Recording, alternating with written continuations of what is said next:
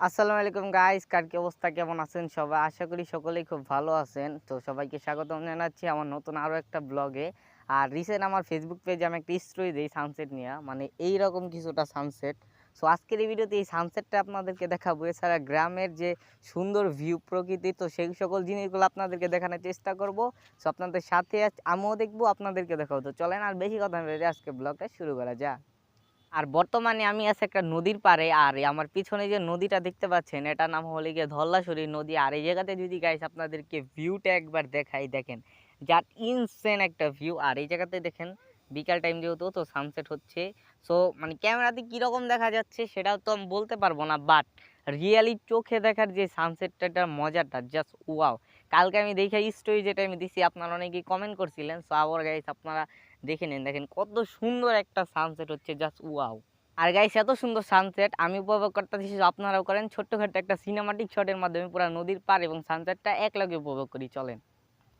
لأجاريهم قلدت ظاهر ما فيهم فبدوت شخصا آخر كي أتفاخر وظننت أنا أني بذلك حزت غنى فوجدت أني خاسر فتلك مظاهر لا لا لا نحتاج المال كي نزداد جمالا جوهرنا هنا في القلب تلالا لا نرضي الناس بما لا نرضاه لنا حالا ذاك جمالنا।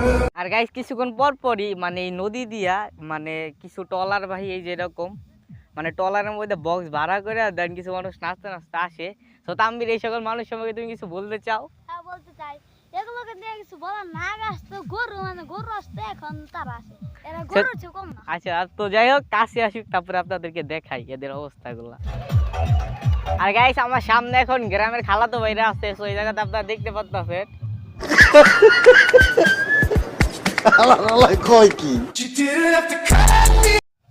আর guys সূর্যটা মানে প্রায় ডুবে গিয়েছে, এই যে হালকা পরিমাণ একটু দেখা যাচ্ছে।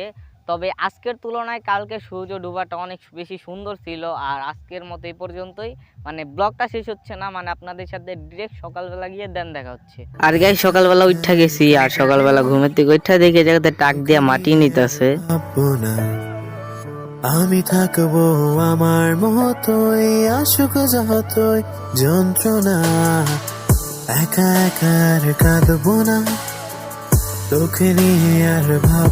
A few moments later. আর গ্রামের একটা সৌন্দর্য কি জানেন, মানে পুকুর যদি শেষে না, সকল মানুষ মিলে এই যে এরকম মাছ ধরে, দেখতে কিন্তু ভালোই লাগে। A few moments later. Guys বর্তমানে আমি যে জায়গাটায় আছি মানে কিছু বলার নাই, আপনারা নিজেরাই দেখেন। এইদিকে হলো গিয়ে মেন সড়ক, আর এইদিকে আপনারা ভিউটা একবার দেখেন। আমি থাকবো আমার মতোই, আসুক যতই যন্ত্র। মানে যেদিকে তাকাইবেন শুধু ভিউ আর ভিউ, মানে জাস্ট ওয়াও, পুরো সুন্দর একদম প্রকৃতি। আর সানসেট যদি অন্য জায়গা দিয়ে হচ্ছে, সো এত সুন্দর একটা জায়গা। সো চলেন ছোটখাটো একটা সিনেমাটিক শট এনজয় করে। মুখ ফুটে আমি বলবো না আমি ভালো নেই,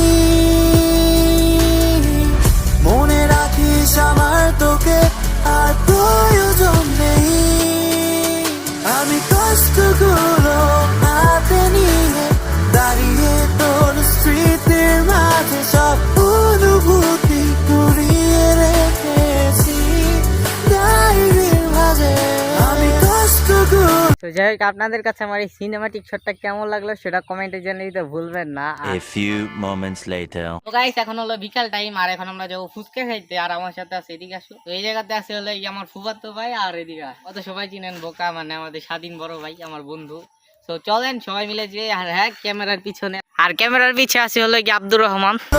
হাতে নিয়ে দাঁড়িয়ে তোর স্মৃতির মাঝে সব অনুভূতি কুড়িয়ে রেখেছি ডায়েরির মাঝে।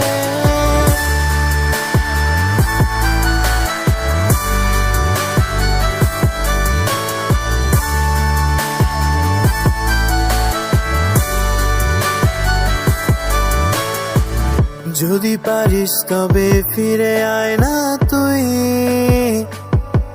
আরেকটিবার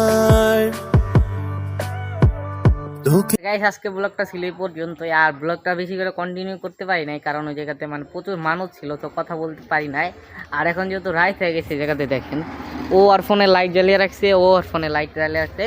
তো যাই হোক আজকের মধ্যে এই পর্যন্তই। জানি না ব্লগটা কীরকম হয়েছে। সো দেখা হবে নেক্সট আরও একটা ব্লগে। সবাই ভালো থাকবেন, সুস্থ থাকবেন। আল্লাহ হাফেজ। দেখে